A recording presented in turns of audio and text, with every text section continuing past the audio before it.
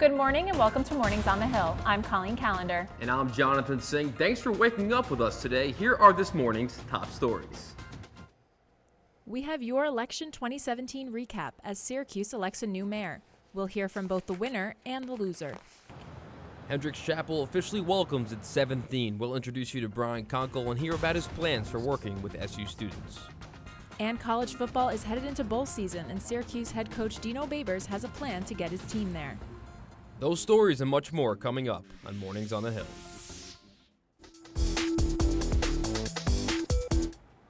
Syracuse is waking up this morning with a new mayor-elect. Let's take a look at the results. Ben Walsh becomes only the second independent to be elected mayor. He took over half the votes last night, while a Democratic candidate, Juanita Perez-Williams, took second with 38%. The Green Party's Howie Hawkins came in third, and Republican Laura Levine finished fourth. Though 5 candidates were on the ballot, the race for mayor really came down to 2. Mornings on the Hill reporter Brooke Minahan is live on campus where she tells us how history would have been made in any outcome of the mayoral race between Perez and Walsh. That's right, John and Colleen. If Democratic candidate Juanita Perez-Williams would have won, she would have been the first Latina mayor of Syracuse. However, history was still made in this election as independent Ben Walsh is just the second candidate in Syracuse history to win the mayoral election without the support of either major party. The mood at the independent and Democratic campaign parties was separated by win and loss. Ben Walsh and his supporters celebrated in victory, while Juanita Perez-Williams and her followers came together in defeat. But both candidates stayed true to their message to the people of Syracuse. We are, in fact, at our human best when we stop trying to win by knocking others down and instead choose to rise together by lifting each other up. And I'm afraid that what's happened tonight is that people have given up. We can't do that. And I will move forward still with all of you, making sure that the people of the city know that democracy is what it's about. Walsh has never enrolled in a political party, but the Republican ticket is in his blood. His father, Jim Walsh, served for Congress, while his grandfather was the city's mayor. I am honored to join both my father and my grandfather as duly elected public servants. And I am proud that my last name is synonymous with a family that cares for the city, fights for the city, and fights for the people of Syracuse. Democratic leaders and supporters called the loss heartbreaking. But Perez-Williams says she will continue to fight for the people who fought for her campaign. We have to move forward, and we have to stay proud. We can't forget that's what we do, that's why we're here, that's who we represent. But at the end of the day, it's Walsh who will represent the city of Syracuse. I'm going to say it again. This city's best days are undoubtedly ahead of us. It is time to rise above Syracuse.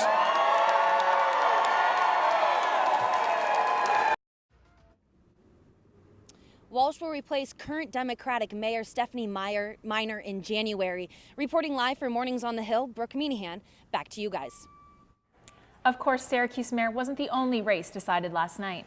Democrat Helen Hudson, currently serving as an at-large council member, was elected Common Council president. She ran unopposed and will replace current president Van Robinson. Meanwhile, Democrats Khaled Bey and Timothy Rudd were elected to council-at-large seats. They were selected from a field of 4 candidates. Bey has served on the Common Council as a district representative. And in other council races, Joseph Carney keeps his seat for District 1. He's the only Republican on the Common Council. Democrats fill out the rest with Chad Ryan and Susan Boyle winning Districts 2 and 3 respectively. LaToya Allen defeated 2 other candidates for the 4th district seat. Joe Driscoll ran unopposed for the 5th district. Driscoll was an activist for Bernie Sanders' campaign right here in Syracuse. In the Syracuse school board elections, Patricia Boddy, David Cecil, and Derek Dorsey were all up for re-election. All 3 Democrats will return for another term. Dorsey currently serves as school board president and Boddy is vice president. It was daylight savings this past weekend, and that means we lost an hour of daylight. Which could be a reason why the temperatures have dropped to the 30s the past few nights. Let's take a look at the upcoming forecast. Today we have a high of 44, a low of 27. Wednesday, 47 degrees, low of 28. Thursday, it goes up to the 50s with a low of 25. Shift to the weekend Friday, low of 21, high of 29, and Saturday, a high of 37 with a low of 27. So it seems like it's time to put away those sweatshirts and bring out our winter jackets, right, John? Bring out those jackets and Timbs. The Veterans Portrait Project is taking place this week here at the Newhouse School. Military veterans are having their photos taken by an alum who has also served our country. The project is a way to honor veterans here in the central New York area. One of those having her portrait taken is graduate student Lorraine Bauer. Are you enrolled here or? Yes, I'm actually a cadet here.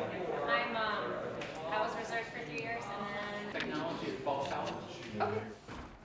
I'm in the Army Reserves and I served for 3 years, and I'm currently a first-year graduate student at Maxwell, and I'm getting my master's in International Relations and Security Studies, and I received a GRFD scholarship from the Army. Tells us she one day hopes to become an intelligence officer in the Army. We have the story of one Central New Yorker whose artwork started out as a hobby and now has become much more. He is sharing his work in a very public way. Mornings on the Hill reporter Paola Figueroa has more. Get in trouble or learn something that kept me out of trouble, and doodling kept me out of trouble. If he's not teaching in the city school district or bartending throughout the week, this is what you can find Joseph Hall doing, a passion he discovered in middle school. I had this book with him called Subway Art, and he gave it to me, and like after that it was just like I knew what I wanted to do. You saw the book and you're like, oh, that's what I want to do. And ever since I've been drawing letters. But these letters go beyond paper. Yeah, I'm kind of excited about this one right here. I think it's going to look good in chrome. From this to this, and can be seen throughout Syracuse.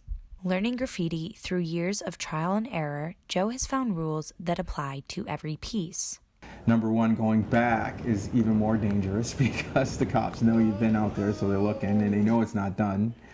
And number two, you know, you want a finished product out there. You want somebody to see something that you worked hard on and got done. While the busyness of life can hinder creativity, the thrill and passion to create artwork everyone will see keeps Joe motivated. And everybody says, oh, I just don't get it. But like when you go back to a piece and you see old people, young people crawling through the woods and through stuff just to get to see what you drew, like it's definitely a little thrill to see that. He feels blessed to have such a supportive family. I had my wife tell me, like, ask me if I've drawn today so I can get myself back in the habit of drawing all the time. Even if there are a few conditions. One get out of jail free card. My wife said I can call from jail one time, that's it. But despite the possible consequences, Joe will continue to pursue his passion. If you really love it, you're gonna go do it regardless. It's just a part of you. And that was Paola Figueroa reporting for Mornings on the Hill. There is much more ahead on Mornings on the Hill. SU students danced the day away on Sunday. Coming up, find out how much money they raised for a local children's hospital. And our very own Matt St. Jean introduces the new dean of the Hendricks Chapel. Plenty more to come here on Mornings on the Hill. We'll be back. Syracuse University students raised over $156,000 for Upstate Golisano Children's Hospital on Sunday. SU students who attended Autothon danced for 12 hours straight with the goal of raising $144,000. But by 10 p.m. they surpassed that number. All of the proceeds from the dance marathon go directly to the hospital for things insurance can't cover, such as new technology, better education, and funding additions to the hospital, such as sensory rooms for the children. In the past, the organization's donations helped open the Pediatric Oncology Center. The energy in this room is nothing like I've ever felt before in Autothon history, I don't think. The numbers are amazing. We are probably seeing around 500 to 600 dancers here today. Sunday's event was the 4th Autothon in the past 3 years, and they're already planning for next year. There's a new face at Hendricks Chapel. Mornings on the Hill reporter Matt St. Jean caught up with the new dean of the chapel, Brian Conkle, and Matt joins us live in the newsroom where he tells us more. Colleen and John, I had the opportunity to chat with Dean Conkle on the eve of his installation as the 7th Dean of Hendricks Chapel. Conkle takes the reins as spiritual leader during a challenging time for religion, but with his experience and energy, he's up for the challenge. Religion and spirituality in 2017 is as complicated as it ever has been in the history of humankind. But at the very core, religion and spirituality is about how we're connected to one another. A message he is trying to extend and ingrain in the SU student body. Students here are my boss.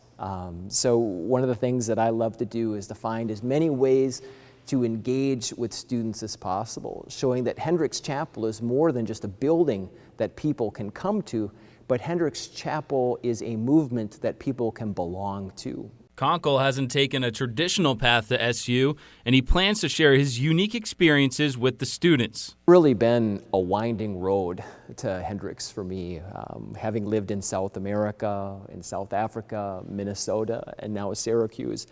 If you had asked me 15 years ago if that was going to be my path, I probably would have said, I can't imagine. A resident of Syracuse since June, he's ready to lead Hendricks into its next chapter. It's a time for us to really think about the history of Hendricks Chapel, the diverse and vibrant community of Hendricks Chapel, and this opportunity looking into the future for Hendricks Chapel. So we're going to have a lot going on, and we're really excited. When it was time to say cut, you kind of beat me to it. Not too hard. That's a wrap. It was an absolute pleasure speaking with Dean Conkle. He spoke with a true passion for working with students and has an infectious personality. Hendricks has some great events coming up, including holidays at Hendricks, service trips to both Puerto Rico and Houston, and much more. Back to you, John and Colleen. Thanks, Matt. Students looking to practice their Spanish skills or even just start learning it can do so at the Language Department's conversation table. En la época colonial, lo que pasó fue lo siguiente. Students meet in HBC on Fridays with a Spanish teaching assistant who gives a lesson and activity for all skill levels. The extra practice without any grades involved draws students every week.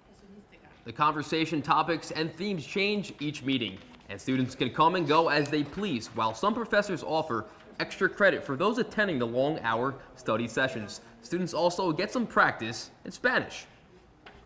Honestly, it helps me a lot because I'm half a language major, and it is important for me to maintain it because after this semester I'm done with Spanish, so it's helpful for me to keep it up. A multicultural celebration will take place this Friday at the last Spanish table of the fall semester. The Entrepreneurship Club here at SU recently received an award at a conference at the University of Tampa. The club has about 200 student members from different majors who all have a passion for starting their own businesses. The E-Club often attends conferences and has guest speakers. They also pair up with local businesses for projects to help them learn how to do startups. The Entrepreneurship Club at Syracuse is actually a part of a network of 250 other entrepreneurship clubs nationally. So when we went to the conference, we were nominated for a bunch of different awards, and we actually ended up winning first place for Outstanding Leader. So we went to a bunch of networking events, a bunch of different speaker sessions. We hung out with the other schools and other entrepreneurship clubs, and we just had a fabulous time. Meetings take place on Mondays at 8 p.m. in the Whitman School in the Marvin and Helene Lender Auditorium. Anyone interested in creating their own business is welcome to join. Construction will be taking place on campus near the Women's Building. New lighting will be installed, which officials say is to improve safety in the area. The project will close portions of the sidewalk near the buildings from now until the start of Thanksgiving break. Foot traffic will be restricted from the southwest corner of the Women's Building North Lot to the College Place and Euclid Avenue intersection. Students will also not be able to use the stairs leading to Mount Olympus Drive. The new lighting is to enhance the existing lighting that already exists on site, so it's replacing the existing lighting with newer technology, LED fixtures. There will be a better distribution of the light through that area. Syracuse men's basketball team is looking to start the season on a high note, while the football team continues to fight for its first bowl game since 2013. The birthday boy Max Cohan is live in the studio with this week's Orange Sports Update. Good morning, I'm Max Cohan with your Orange Sports Update. Well, the Syracuse football team is currently sitting at 4-5 after losing a heartbreaker to FSU this weekend. Quarterback Eric Dungy was injured in the loss, but is expected to play against Wake Forest on Saturday. As time becomes more and more of a factor for the Orange, Coach Babers is considering all of his options, including backup quarterback Tommy DeVito, who would lose his redshirt eligibility if called upon. The best option going forward? We're always trying to play to win. If we think that gives us the best opportunity to win based off of weighing all the situations, yeah. And we don't even look at it as burning. We're looking at it as an opportunity for him to step up and help the family win. But as people begin to look forward to bowl season, Babers is trying to take things one game at a time. I think about Wake Forest and trying to find a way to be 1-0. And I think the more we look into the future, the worse situation we're going to be in. We need to handle the situation at hand. We have a game this week, and the situation next week will be a lot easier if we can find a way to win this week. And since Coach takes it one game at a time, let's follow suit. The Orange have 3 games left on their schedule, starting with Wake Forest this weekend. Now, all 3 of the teams are currently sitting at 5-4, and Wake Forest is 2-3 in the ACC. Now, right now, the Orange are given a 51% chance to win this game, something that would make Syracuse fans pretty happy if they win the game. Now, the next game is against Louisville in Louisville. Now, they are, once again, 5-4, but only 2-4 in the ACC. Syracuse, in this case, is given a 30% chance to win, something that Orange fans would probably not be too happy about in the pursuit of a bowl game. And the final game is against rival Boston College. Now, these teams have played each other 50 times in their history. The Orange have won the last 2, and they're given a 58% chance to win this one, the final game of the season in the Carrier Dome on that Saturday. And now over on the hardwood, the men's basketball team finished up the last 2 exhibition games Monday night, defeating Southern Connecticut State Owls 84-59. The Orange struggled early in both games, but was able to come back and win. Coach Boeheim and company look to ride the momentum when the regular season begins at 7 o'clock Friday, when Cuse takes on Cornell in the Dome. And now to some sadder news. Former MLB star Roy Halladay was killed yesterday when the plane he was flying crashed off the coast of Mexico near Florida. Halladay was 40 years old. The 2-time Cy Young Award winner had received his pilot's license several years ago after retiring from baseball. The future Hall of Famer spent some time in Syracuse, pitching 56 games for the Chiefs between 1997 and 2001. Halladay now joins Thurman Munson and Corey Lytle as notable MLB players to die in crashes which they were piloting. On another note, all 3 players played on the Syracuse Chiefs at some point in their careers. And that's it for this morning's Orange Sports Update. Reporting for Mornings on the Hill, I'm Max Gohan. This winter break will be particularly special for a group of students who will be spending their vacations helping to rebuild Puerto Rico. Our Isabel Sanchez is live in the studio now with one of the Puerto Rican student leaders here on campus. Isabel. Thanks, John and Colleen. I am here with Alex Alvarez. Alex has been working super hard since day one to support the island from here in Syracuse. It's been now more than 2 months since Hurricane Maria hit Puerto Rico, and still only 40% of the island has electricity, and still more than 20% of the population has no access to running water. How is the situation in Puerto Rico for your family, Alex? Well, specifically for my family, we're from a city that is really close to the capital, so we've been recovering obviously more than rural areas, but even so, we still don't have electricity. So I've been calling my parents, and I have some friends here in the university that live closer to the capital, and they do have water electricity signal. It has taken a while. It's been almost 2 months, but what they expect in the island, the government, is that by December 15th, 95% of the island should have electricity. So I think that we as people should focus the attention to those rural areas that still don't have electricity. Some people still don't have water, don't have access to roads and stuff like that. So it's pretty challenging, but we're getting to it. And talking about the efforts made here by the university to support the people in Puerto Rico, what can you tell me about all the events you guys have organized so far? We've done a lot in the sense that we have tabled, we have done fundraisers at different places. We've just gone to classes and put our Venmo accounts and get people to donate. So this started as a really individual thing, and then we decided that we had to unite to get all the people involved and to unite our efforts to do a greater good. All right, and just talking about that trip that's coming up, organized by Hendricks Chapel, the Student Association, and many of Puerto Rican students. Tell me, what's the plan once you get to Puerto Rico? Yeah, so the trip is going to be from December 16th to the 22nd, and the idea is that people can go there and do some groundwork. They are going to help bring food to people, bring cans to people, facilitate some of that work that hasn't been done because we just don't have the work for. So it's for people that are kind of suspicious about donating, this is a great way to really do some work and feel that you're really doing something. Thank you so much for your time, Alex. And now You're back welcome. to you, Colleen and John. Still much more to come on Mornings on the Hill. We're going to take you inside the New York City Marathon from the perspective of a student who ran it. Stay with us.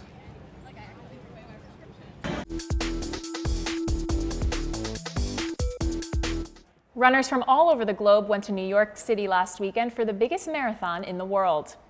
And our Rafael Freitas is here to tell us a story of an SU student who ran the 26.2-mile marathon in Manhattan. Rafael, welcome.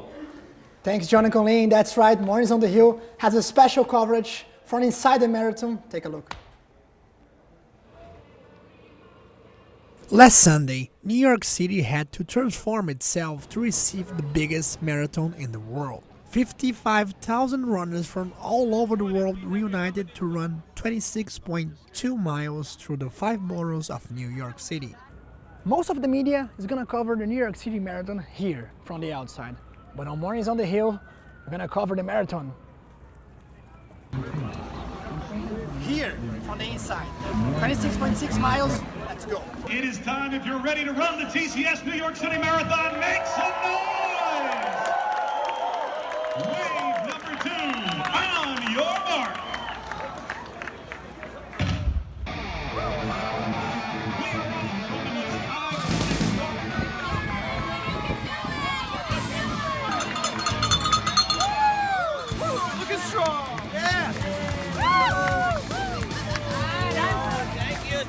5 miles done.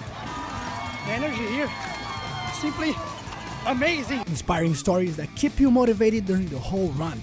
Fight against cancer, blind people running with guides, a father pushing his disabled kid, and people running in their bare feet. It's great. It's awesome. Oh my God, that's amazing. Congratulations. 10 miles. 16 to go. 19 miles. Almost there. 5 to go. 26. 46. Now. It is done. What is they doing?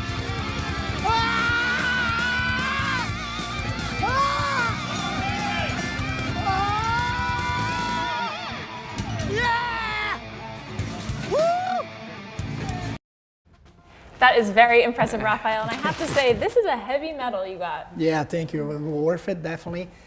One of the best moments of my life. I just want to make a correction. I said 26.6 miles 2 times, but even though if the exit, maybe 26.6, but it was impressive. Hey, Rafael, it was a good effort.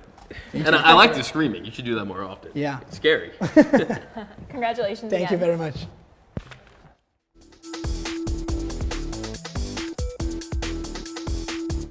And with all that energy from Rafael, we're going to continue talking about what's coming up this weekend here on the Hill. Starting on Thursday with the visit of the French-Israeli filmmaker Samuel Brunowski, who will be having a discussion and sharing scenes of his feature film Modern Proust with students starting at 7 p.m. Hall of Languages. On Friday, starting bright and early, 6:30 a.m.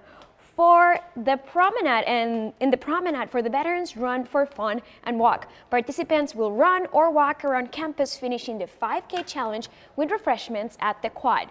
And moving on to Saturday with sports, we'll have the Military Appreciation Day in Syracuse with a SU football game against Wake Forest in the Carrier Dome. Kickoff is set at 3 p.m. and tickets for active and duty personnel and veterans are $10 the day of the game. And on Sunday at 2 p.m., playwright Caridad Svech will be discussing The House of Spirits, a book originally by the Chilean Rafael Allende, following the 2 p.m. performance of the play in Syracuse stage. And finally this morning, guys, it seems like a police department in Michigan has found a new way to deter people from committing crimes. Looks like no one's going to want to get arrested anymore, right? The East Lansing police tweeted saying, "We've taped Stranger Things spoilers all over the walls of our jail this week. Some extra motivation for you not to end up there." While the department later said the tweet was a joke, it could be enough to actually scare some people from committing crimes that would send them to jail. That's impressive. Yeah, I already finished all the whole second season, so. Spoiler alert. Yeah, no spoils for All us. right, We guys, finished it. that's all the time we have here today on Mornings on the Hill. I'm Jonathan Singh. And I'm Colleen Callender. We'll see you next Wednesday at 10 live here on Orange Television Network. Thanks for watching and have a great day, Syracuse.